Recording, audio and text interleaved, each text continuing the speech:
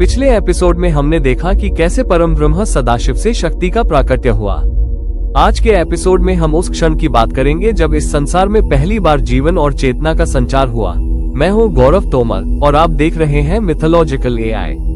चलिए जानते हैं, जब चारों ओर केवल जल ही जल था, तब ब्रह्मा जी ने भगवान विष्णु से क्या पूछा। इस एपिसोड में देखें शिव की चेतना, विष्णु की स्थिरता और ब्रह्मा की तपस्या से सृष्टि का जन्म। सृष्टि का आरंभ हो चुका था, पर सृष्टि को अभी दिशा नहीं मिली थी। शून्य में एक चेतना प्रकट हुई, चार मुखों वाला ब्रह्मा। उन्होंने नेत्र खोले और चारों ओर देखा। न आकाश था, न पृथ्वी, न कोई दिशा। ब्रह्मा ने स्वयं से प्रश्न किया, मैं कौन हूँ और मुझे क्यों रचा गया है? यदि मेरा जन्म हुआ है तो अवश्य कोई उद्देश्य होगा, पर बिना ज्ञान के मैं सृष्टि कैसे रचूं? मैं हूँ, पर क्यों हूँ? तभी अनंत शांति के स्वरूप में नारायण प्रकट हुए। ब्रह्मा ने विनम्र होकर कहा, हे विष्णु, आप शांति के सागर हैं। कृपया बताइए मुझे क्यों रचा गया है और मेरा कर्तव्य क्या है?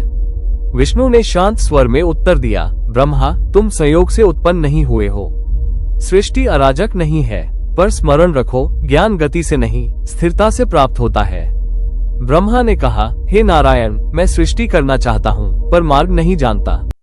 मुझे दिशा दीजिए। विष्णु बोले, यदि तुम सृष्टि को समझना चाहते हो तो पहले चेतना को समझो। तपस्या करो। ब्रह्मा, तपस्या ही सत्य का द्वार है। ब्रह्मा ने मस्तक झुकाया और कमल पर आसन ग्रहण किया। उन्होंने नेत्र मूंद लिए और इस प्रकार सृष्टि से पहले तपस्या का जन्म हुआ। समय बीतता रहा, युग बदलते रहे, पर ब्रह्मा की तपस्या अडिग रही। प्रकाश और अंधकार आते जाते रहे, नक्षत्र बने और विलीन हो गए, पर ब्रह्मा स्थिर रहे। तभी समस्त ब्रह्मांड में एक कंपन उत्पन्न हुआ। कोई रूप नहीं था, कोई आकार नहीं था, पर उपस्थिति थी महादेव की, न शब्द के रूप में, न देह के रूप में, पर चेतना के रूप में। संपूर्ण सृष्टि ने उस स्वर को सुना, हे ब्रह्मा, तपस्या पूर्ण हुई, अब सृष्टि का समय है। ब्रह्मा ने नेत्र खोले, ज्ञान प्रकट हुआ, चारों दिशाएं प्रकाशित हुई। उत्तर, दक्षिण, पूर्व और पश्चिम अपना अस्तित्व पाने लगी। काल प्रवाहित होने लगा, दिन और रात्रि का जन्म हुआ।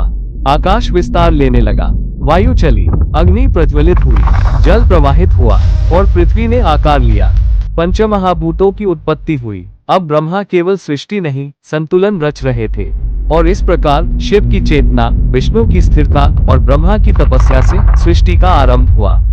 अगले एपिसोड में देखें सृष्टि का विस्तार, जीवन की पहली झलक और ब्रह्मांड का संतुलन।